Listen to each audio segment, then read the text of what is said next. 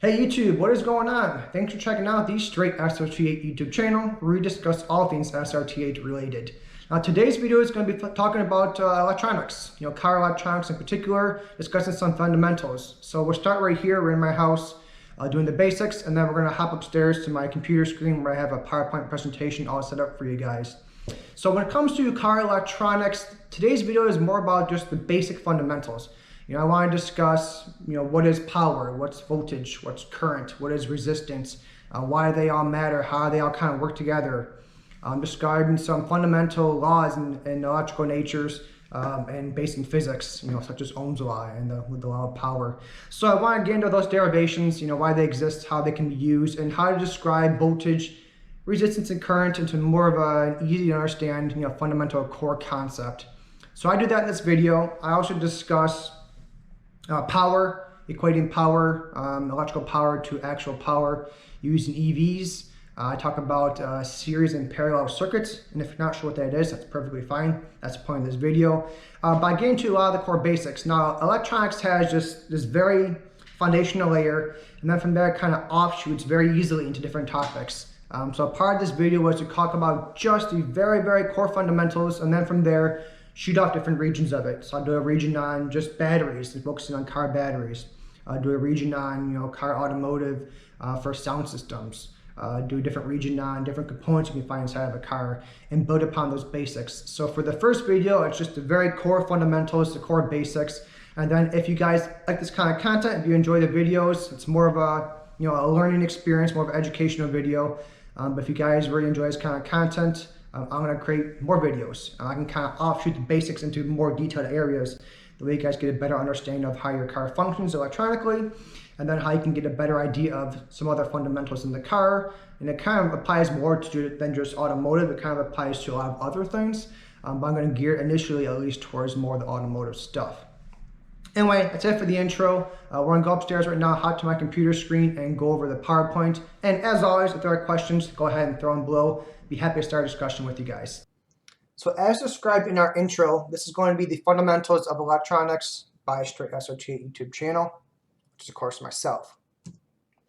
So I want to discuss some of the table of contents we're going to walk through for this video. Again, it's going to be a basic video focusing on basic electronics. Now, these electronics don't apply just to the automotive world. They apply to the world in general. But we are going to focus on DC power, which is direct current power. I'll describe AC versus DC. AC is alternating current. I'll describe those in a different video. But for this video, we're talking about the most core fundamentals, DC power. We'll get into DC voltage, resistance, and current. Talk about power, how we can equate electrical power to real world power. And then discuss batteries. I am going to discuss car batteries. Again, they're very, very core fundamentals, but in reality, they apply to all batteries in general.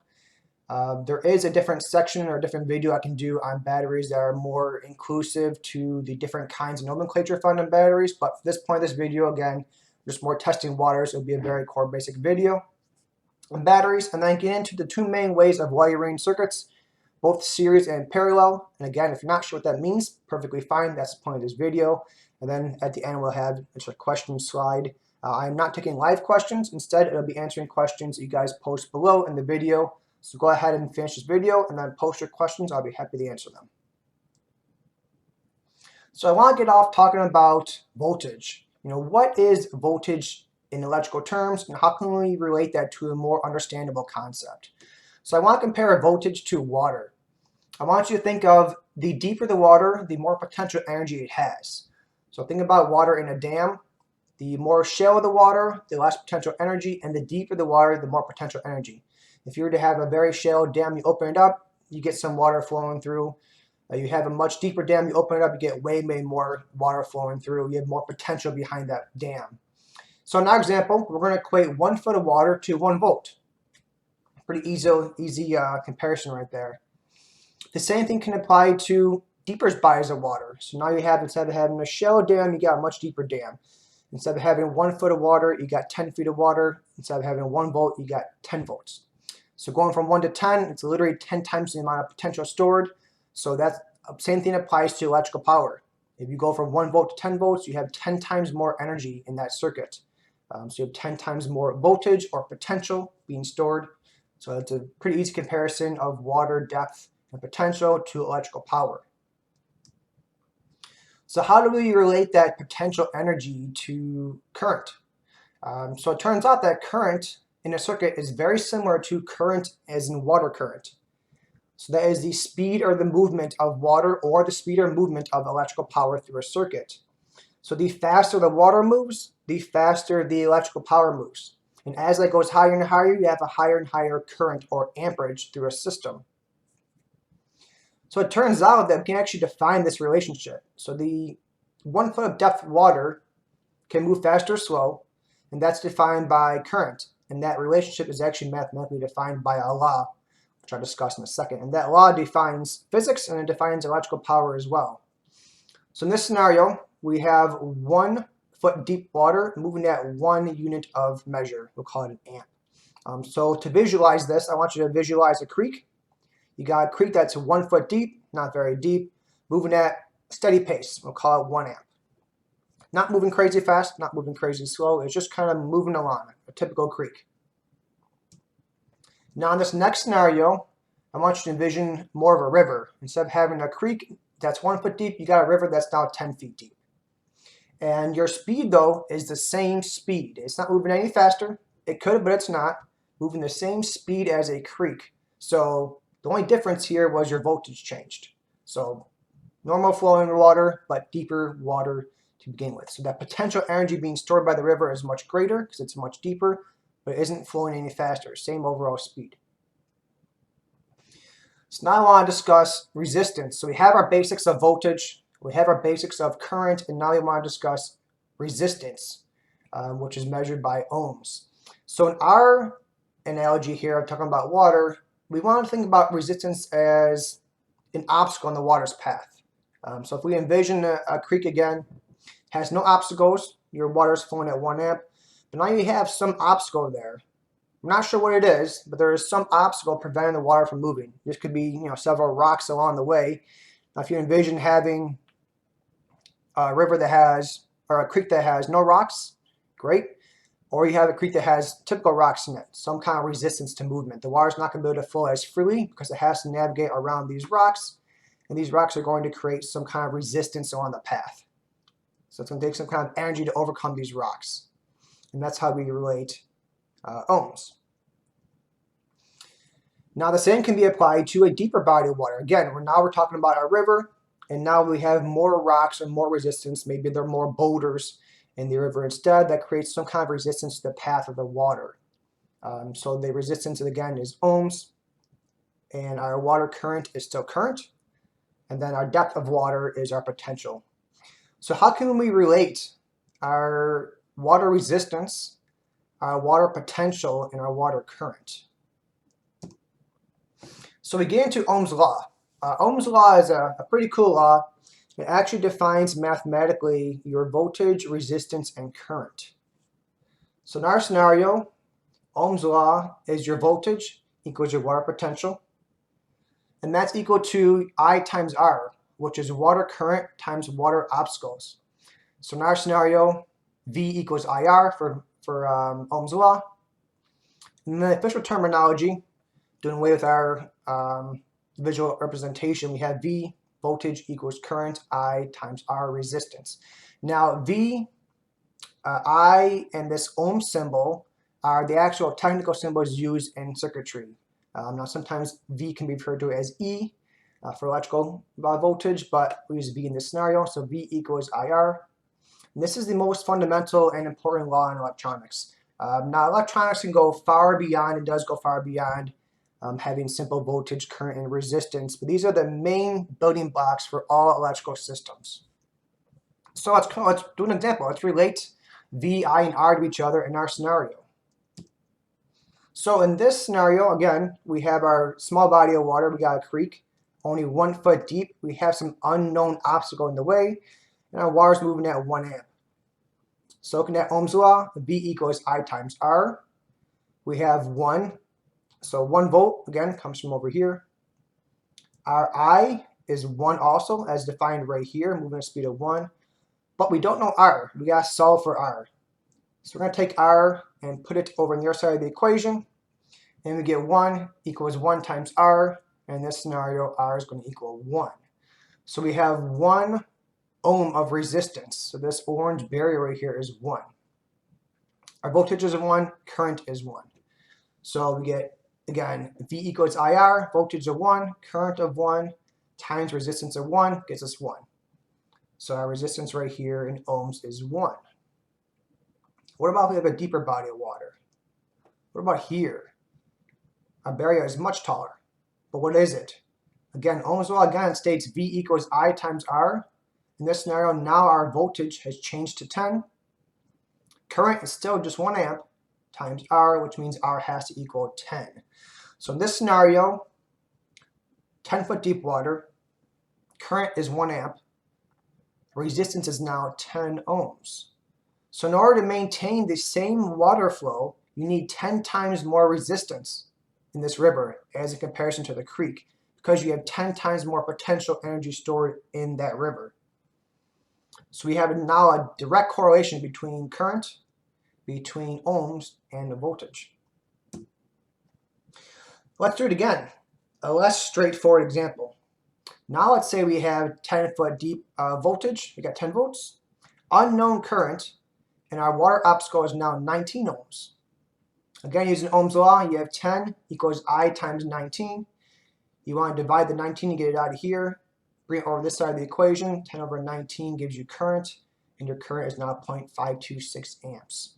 So with 10 volts of potential and 19 ohms of resistance, we have over here a current of 0.526 amps. So pretty cool, pretty straightforward. Now I want to get into more elaborate forms of this discussion. How else can we apply voltage, current, and resistance? We can swap things out for different variables and get a little more crazy with our definitions.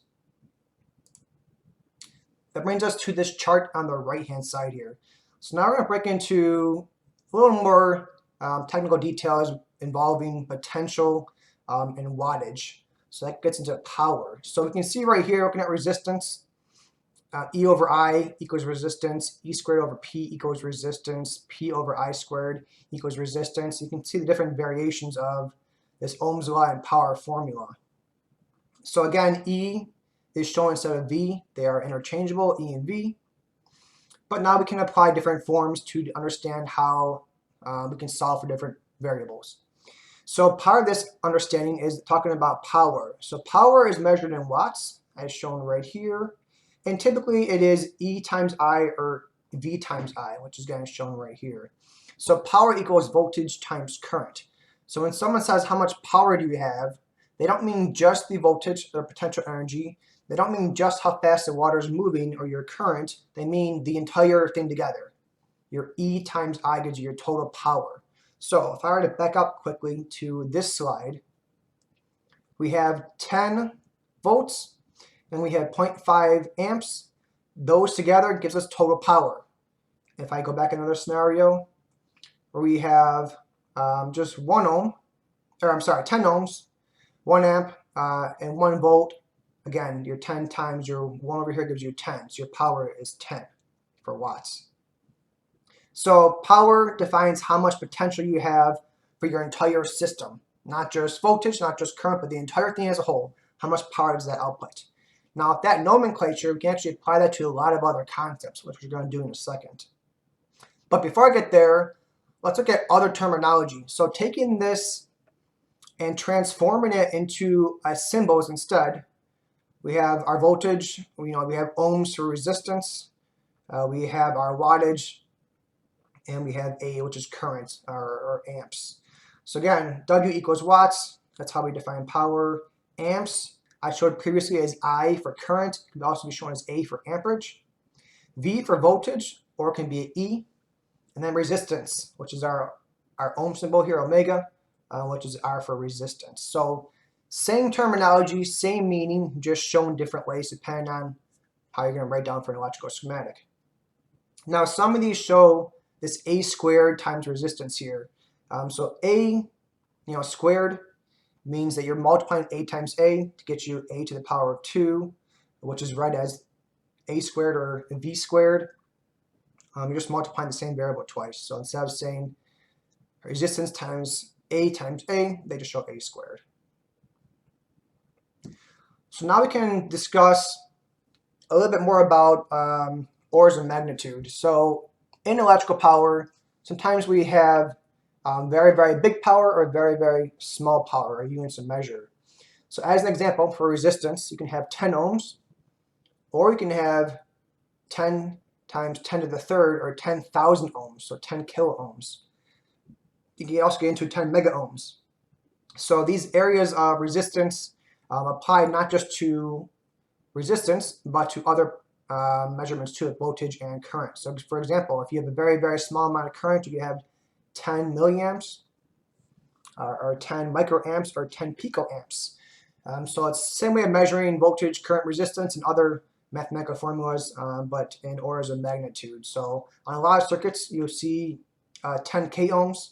Just understand that the k comes from being 1,000, which we are actually going to get into in the next couple of slides. So this kind of breaks the ground for power. So how do we describe power? What is its mathematical formula? We talked about power previously. We talked about how it can equal a voltage times current. So we can actually convert watts or power into horsepower. How do we do that? 746 watts equals 1 horsepower. So we hear about a Tesla car having X amount of horsepower. They're just converting the power that motors can output into horsepower divided by 746. That's how we convert power from electrical power into physical horsepower. So that's pretty cool. That's where our measurement comes from. It's actually a mathematical formula. Now there are certain advantages to electrical power versus gasoline power, which I'm not going to get into in this video, but there are definitely benefits that electrical cars have over combustion engines. That's why they can do a pretty serious damage going from 0 to 60 or 0 to 100, that instantaneous torque. But that is for another video. So next is get into car batteries. I want to discuss some basics on car batteries. So batteries are made up of multiple cells. So a car battery stores power. A cell stores power. Cells are basically mini batteries. So they store voltage, they store current, and then you can either combine them in series or in parallel, which I'll discuss a little bit later on. But they are made up of multiple cells. That's how you get a larger battery. So your smaller line right here, the smaller vertical line, is the negative side of this cell, and your larger line is the positive side of the cell. So you got negative right here, we got positive right here. And that is an individual cell. You combine multiple cells together, typically in series, which is right here, gives you a battery. So you can have this be as long as you want it to be, going on and on and on and on and on. It creates a giant differential in voltage here, which is how we get our battery symbol. This is the actual symbol used in schematics for a battery. Okay, so now we have some basic knowledge here on batteries and resistance. This is how a resistor looks in a schematic form. And this is how an actual typical circuit is going to look. It's very basic, but we can still solve this using the same theory we had using the water. So in our example, we have a battery of 10 volts. And we have a resistance, or a load, of 5 ohms. So how much current will this draw from the battery? So this is the same scenario, but visualized in a schematic versus a water scenario. So if we are water, you have a body of water here, 10 feet deep. You have a load or a resistance to that water of 5 ohms, and you want to know how fast is this water flowing. So you got all this potential right here. It's going through this little bit of resistance. So how much current is actually going to fly around this circuit? Because current's going to go like this, from the positive to the negative. Again, using Ohm's law, we can solve for this. All right, we know that current equals voltage over resistance. We don't know what our current is. We're going to solve for it. So V over R. So we have our 10 ohms. Wow, 10 volts over 5 ohms gives us a current of 2 amps. So our total current drawn in the battery is 2 amps. Now that 2 amps can either be large or small depending on the battery. So we don't say how big the battery is. We just know that its voltage is 10 volts and under a 5 ohm load, we're going to be drawing 2 amps. So not all car batteries in our previous scenario are suitable for all applications. There are different batteries designed for different applications, and they are rated differently. So on some batteries, or almost all batteries actually, you're going to see different nomenclature. So you have CA, you have cold amps, CCA, cold cranking amps. I'm sorry, the first one's cranking amps at a nominal temperature. Second one is cold cranking amps, meaning how much power the battery can provide when it's very, very cold. And AH is your amp hours. How many hours can the battery run at a certain amperage, a certain amount of current being provided? These are typical nomenclatures shown on batteries. They can help you determine which battery is best for your vehicle and help you compare it to other batteries of the same nature. Now, there was a lot about batteries, about how they work chemically, how the cells work together. You combine them in series versus parallel to get different combinations. There's a lot to talk about batteries. But today's video is just a very basic fundamentals of car batteries. I'll do another video later on that'll get into more details of how to understand how they actually work, especially comparing AGM, absorbed glass mat batteries, versus your typical flooded lead batteries, flooded lead acid batteries. So that'll be a different video too. But that being aside, let's get into series and parallel wiring. So there are 2 ways of wiring up a circuit. You can wire them in series, or you can wire them in parallel. So let's discuss what that means and what laws there are associated with series and parallel wiring. And so first is going to be series. So we have a 9-volt battery, as shown down here, and it's going to pass current through this section of the circuit. We're going to go through our first resistor, our second resistor, and our third resistor. So body of water, 9 volts, it's 9 foot deep, and we're going to go through this resistance. Now, the same current is going to go through each resistor. Why? Because it has nowhere else to go. Think of it like a body of water trying to flow. There is no other path for this water to go through than this path here in black. So that being the case, there is the same amount of current that's going to flow through each one of these scenarios. Resistance is going to be additive. Why? Again, we are flowing through the exact same scenario, so the water is going to see the exact same resistance. So we can add up your 3 kilo ohms. Again, referencing our previous image, it's 3,000 ohms, 10,000 ohms, and 5,000 ohms. So we get 18,000 ohm load over 9 volts. We can divide 9 volts by 18,000 ohms. You can get your known current volt, or your known current system measured in amps. Now the total voltage drop. So as you go from one side of a circuit to the other, there's going to be a voltage drop because you're going to lose some over this resistor. Now in this case, your total voltage drop will be the sum of individual voltage drops. Why? Because you have current flowing in just single direction. Now that last comment gets a little more technical in nature. We gotta put some math behind everything to calculate voltage drop across each individual load, which I can do in other videos. But that's beyond the nature of this first video. Just understand that there are series circuits and they behave in this way. And there are also parallel circuits, which I described right here. So parallel means you have different branches the water or power can run through. So the total current is equal to the sum of the individual branches. So right here, you have your 9 volts. It can go down this path, it can go down this path, or it can go down this path. So it has 3 different paths to go down, which means your current will not be the same through each individual path. Now, why not? Because your current likes to go down the path of least resistance. So in this scenario, you're going to have the most current going down here, the next most current going down here, and the least amount of current going through here. Because this is your highest load. This is 10,000 ohms versus 2 versus 1. So in this scenario, you're going to have the least amount of current going on here because water doesn't want to fight through this. Either does electrical power. It doesn't want to have to fight through this load. It wants to go through here. But there is going to be some current going through here. Now the total resistance is less than the sum of the branches. In the previous example, you add all these up, get total resistance. In this scenario, you can't do that. I'll explain why in another video, but take my word for it. You cannot add these up together. It's actually a little bit different formula to understand how they actually see the total resistance to this one individual load. But the voltage is going to be the same. So why? So we have one positive terminal, one negative terminal. You got 9 volts here. You have 9 here, you have 9 here, and 9 here. So it's going to be the same voltage because they are in unison or in parallel across this load. Versus my previous example, this guy saw 9 volts over some drop. He saw a different drop here. He didn't see 9 volts here. He saw less than 9 volts across here. And this guy saw less than whatever he saw across here too, because these guys each ate up some voltage potential. And so their voltage drop is going to be different.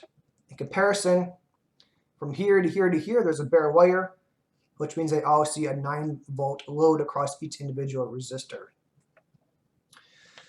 Now why, again, I'll explain in another video. The whole point of this is to cover just the basics though. And that is the end of this video. So a little bit of a trailer teaser to other videos to come. But the whole point of this is to really cover basics and really test out how you guys react to these videos. You know, do you want to know more about voltage? Do you want to understand more about series versus parallel power and how those systems work together and unite? Do you want to understand more about batteries? Do you want to understand more about the charging circuits in cars, you know, alternators?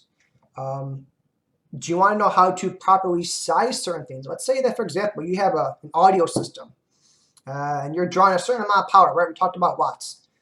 So amplifiers are defined by how much wattage they output. Let's say you got 1,000 watts. And you want to upgrade your sound system to a heavier amp. That's going to require more power draw on your battery. Well, maybe your battery isn't designed to handle that extra power draw, in which case you got a problem now. You want more power, but your battery can't put it out. So do you upgrade your battery? Do you install something called a capacitor, which I can explain later on? Or do you install a bigger alternator? What's an alternator? An alternator charges your battery, provides power off of your engine. So I can get into so many different topics discussing car electronics for all different videos, but this video was just supposed to touch the very, very core fundamentals and basics on car electronics. And then from there, based on our discussions below, we can dive into different videos offering more and more detail. But I think for an initial video, just kind of testing the waters, this would be an awesome video. So that being said, if you guys have questions, as always, please drop them below. I'm very curious to hear your thoughts and opinions. And then if it goes well, we can continue on this series and elaborate further onto more electronics. That being said, thanks for checking out the video.